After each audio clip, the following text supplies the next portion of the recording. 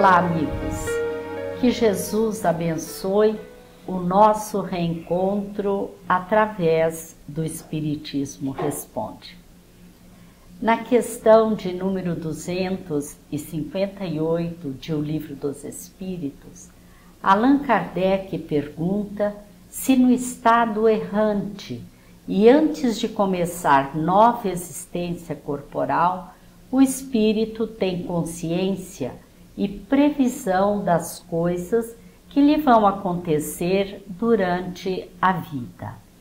A resposta dada pelos espíritos que participaram no processo de codificação do Espiritismo responderam que ele próprio escolhe o gênero de provas que deseja sofrer, e nisto consiste o seu livre-arbítrio.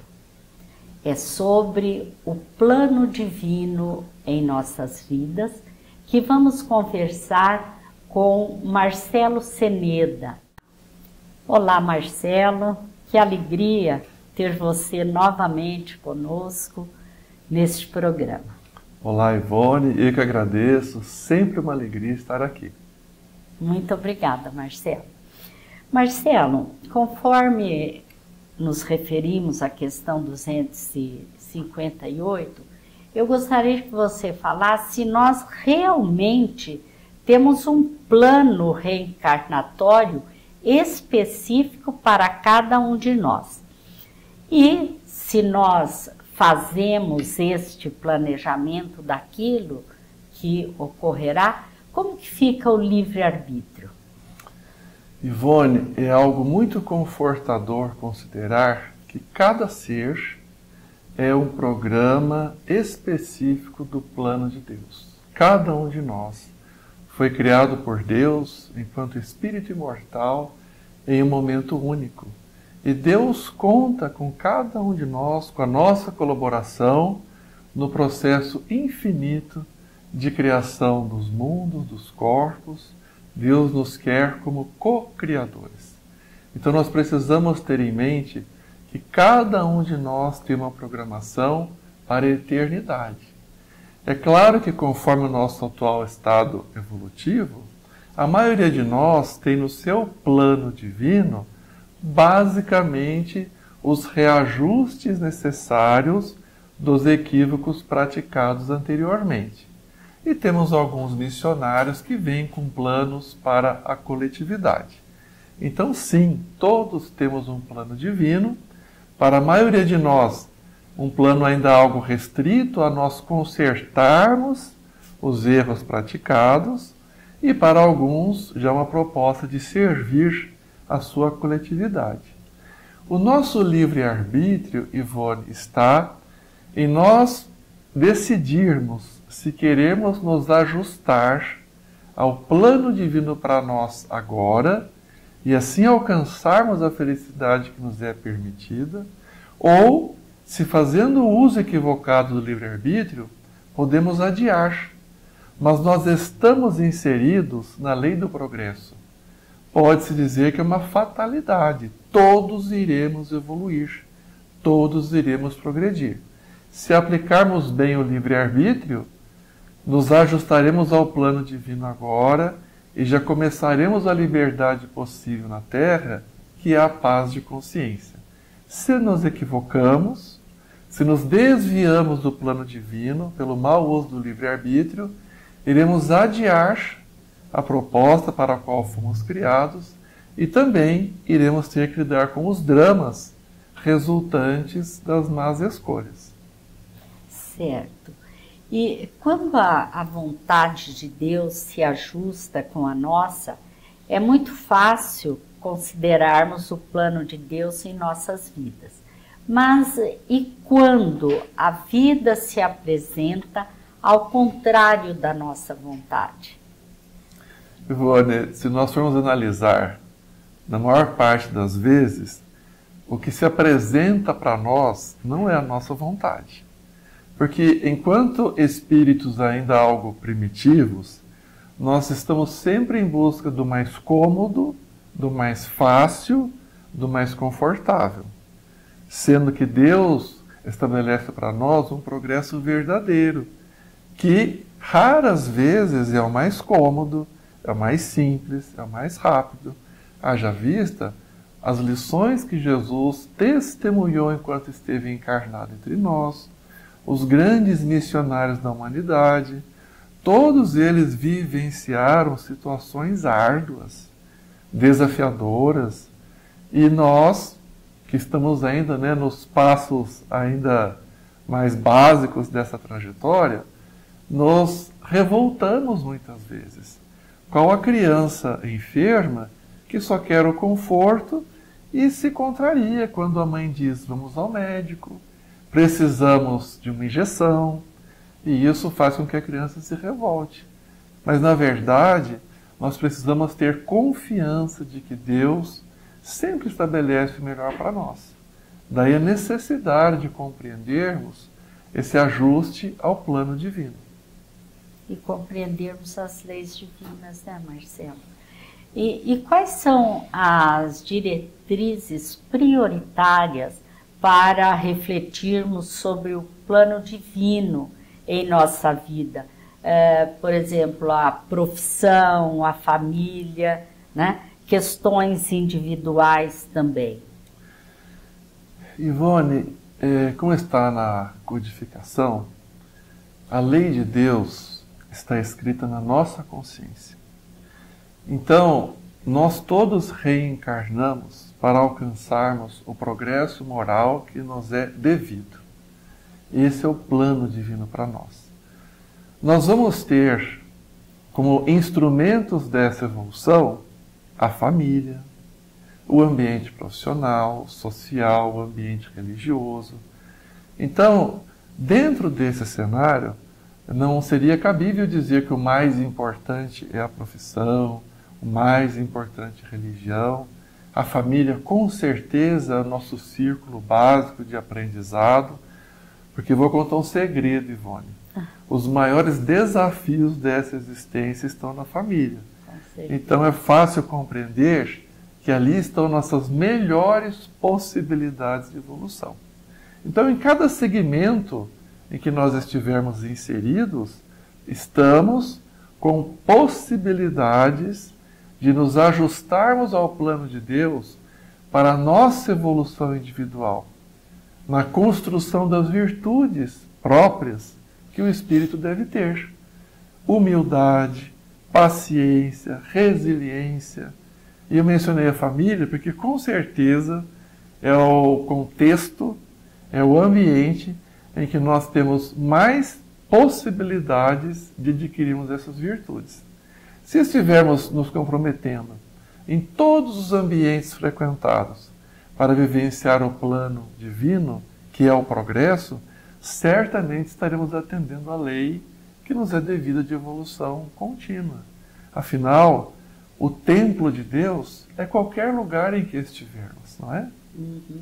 E a reencarnação é o grande instrumento, né, que a misericórdia divina se utiliza para que nós consigamos atingir esse planejamento divino. Em todas as reencarnações ou reencarnações, há esse planejamento, Marcelo? Sim, sempre há um planejamento. Mas como mencionamos anteriormente, nos planos de Deus não há desperdício de nada, nem de tempo e nem de atividade daqueles benfeitores mais evoluídos. Então, para aqueles espíritos que se encontram ainda em um contexto mais primário, de experiências algo grosseiras, é claro que o plano divino será proporcional à possibilidade evolutiva daquele espírito. Então, há um planejamento, sempre há. Mesmo naquelas reencarnações compulsórias, de alguma forma, as circunstâncias compreensivelmente desafiadoras, elas estão inseridas naquilo que as partes envolvidas precisam aprender. Nesses casos, uma expiação, um resgate difícil. E quando o espírito já se encontra aquilatado em experiências mais sutis, mais sublimes, mais evoluídas, Aí a programação, proporcionalmente, é mais detalhada, para que o seu organismo físico, o seu contexto de formação intelectual, emocional, possa representar as características necessárias para o bom desempenho da tarefa na coletividade. Então, seja uma reencarnação bem simples, de expiação, ou uma muito complexa, com grandes perspectivas para a coletividade, sempre há ordem, sempre há organização, sempre há um processo estabelecido para o progresso. E existe algum método de conseguirmos nos aproximar ao máximo, de nos ajustarmos integralmente ao nosso plano reencarnatório? Nós temos excelentes ferramentas, como está no Livro dos Espíritos, né? O método mais eficiente para o progresso, conhece-te a ti mesmo. Sim. Então, se nós exercitarmos o autoconhecimento, vamos descobrir quais são nossas melhores possibilidades, nossos maiores defeitos, e fica relativamente fácil identificar o que deve ser corrigido. Outra questão fundamental é aprendermos a ouvir a voz da consciência. O plano de Deus está na nossa consciência. Então nós precisamos aprender a ouvir aquela voz suave, sutil, que nos sinaliza os melhores caminhos. Lembrando também que Deus oferece informações importantes através das pessoas, das situações. Então, um amigo, um livro, um sonho, alguma lembrança oportuna, são mecanismos dos benfeitores que nos oferecem condições de descobrir o que Deus espera de nós. Sempre que sentirmos paz interior em determinada opção, podemos ter uma forte indicação que aquilo representa o plano divino. Embora muitas vezes não seria nossa primeira vontade, porque às vezes essa indicação envolve sacrifício, envolve esforço, envolve necessidade de superação e assim por diante.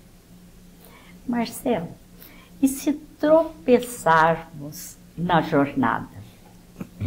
Como proceder quando, por um momento de imprevidência, tomarmos atitudes claramente contrárias aos planos de Deus? Ivone, talvez a gente possa até substituir se tropeçarmos por quando. Porque nós vamos tropeçar. Tropeçamos. Nós só deixaremos de errar quando alcançarmos o patamar de espíritos puros. Então, o erro não é justificável, porque só o bem se justifica. Mas o erro para nós é algo compreensível. Nós somos seres em construção.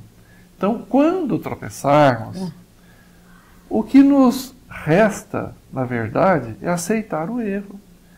Pacificarmos a nossa consciência de que estamos no processo evolutivo e imediatamente retomarmos a proposta de buscarmos nos ajustar ao plano de Deus para nós.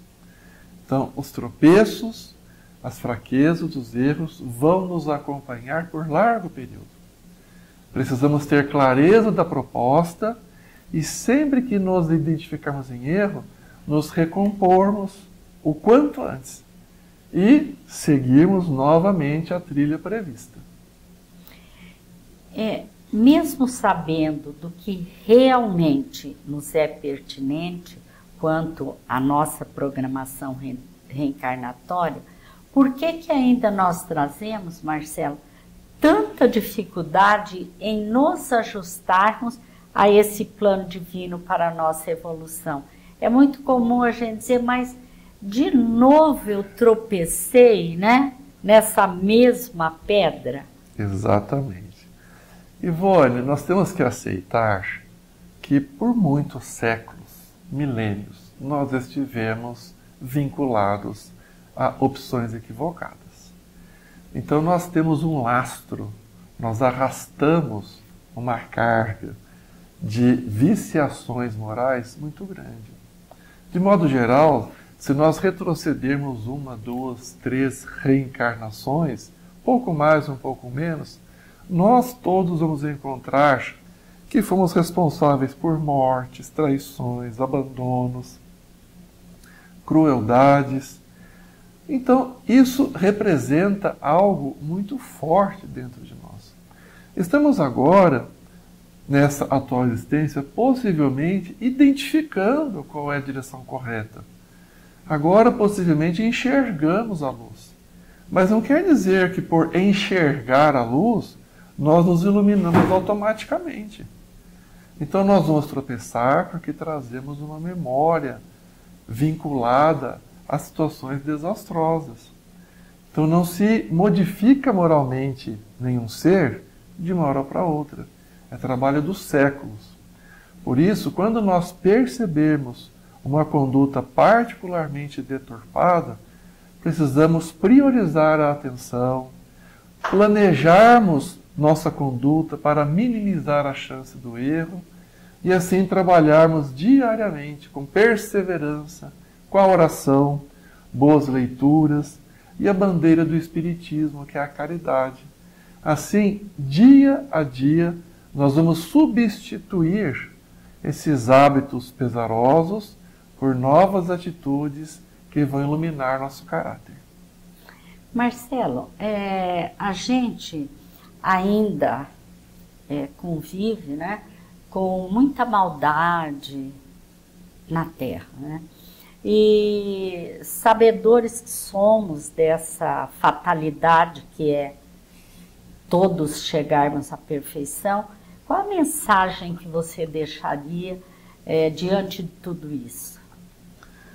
A mensagem é nós todos os dias nos lembrarmos que somos seres imortais, espíritos com o infinito pela frente, e termos muita clareza de qual é a direção a seguir. Lembrarmos que temos sim, cada um de nós, um plano sublime, um plano de luz, de amor, um plano de felicidade, e que nós seremos mais inteligentes do ponto de vista espiritual se nos esforçarmos com valor para nos ajustarmos àquilo que Deus preparou para nós. E diante das situações equivocadas, maldades, torpezas, lembrar que se estivermos no bom caminho, nada nos acontecerá que não tenha pertinência com a nossa necessidade evolutiva. Traçarmos o nosso roteiro, o nosso propósito, com muita convicção no futuro radioso, no porvir de bênçãos, de paz, que aguarda todos nós. Lembrando que isso não é exatamente um local, não é um período, mas é um estado interior. Os missionários, que nós tanto vislumbramos como roteiros para a nossa inspiração, eles, apesar de todas as adversidades da Terra, viviam em paz, em comunhão. Quando a gente lê Paulo e Estevão, a gente vê que várias vezes ele foi em desdobramento para regiões sublimes e tantos outros.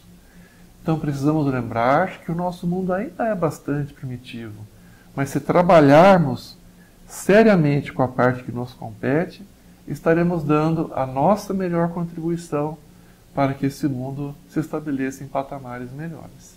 Porque todos estão nesse processo evolutivo, né? Com certeza. Com certeza. Marcelo, a nossa gratidão imensa por você ter aceito o nosso convite, estar aqui conosco. Eu que agradeço. Muito obrigado. Muito obrigada. Nós lembramos a todos para que busquem as mensagens do Momento Espírita nas redes sociais e no site momento.com.br. Desejamos a todos muita paz.